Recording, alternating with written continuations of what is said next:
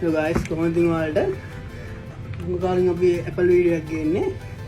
ඔයාලට වෙනදී මේ තියෙන iPhone 11 එකක් මේ කස්ටමර් කිව්වේ Face ID එක වැඩ නැහැ කියලා. ඒකම තමයි ෆෝන් එකත් එක්ක කස්ටමර් වතුරට වැටලා තියෙනවා. ඔයාලට වෙනදී මේ Face ID වලට ගියන් පස්සේ reset Face ID කියන එක hide වෙලා තියෙනවා ඔයාලට වෙනදී. ඒ කියන්නේ මේක setup කරන්න දෙන්නේ නැහැ. මේ ඉස්සර නම් මෙතන true depth camera කියලා පෙන්නුවා. දැන් එහෙම පෙන්වන්නේ නැහැ. මේක තියෙන කොහොමද Face ID issue එකක්. ඒ වගේම ෆෝන් එක සර්විස් කරගන්නත් ඕන කිව්වා කස්ටමර්ට. අපි බලමු මේක repair එක කොහොමද වෙන්නේ කියලා. ඔයාලා කියන්නේ Face ID වල ලොකුම මානය තමයි වතුර කියන්නේ. ඔයාලා වෙනදී කිසිම වතුර දිනන වෙනවා. පස්සේ ආයෙ මෙහෙට වතුර දිනලා දිනවා. මේ ඊට පස්සේ launch එක බෙදලා දිනවා. ඒ වගේම display එකත් බෙදලා දිනවා.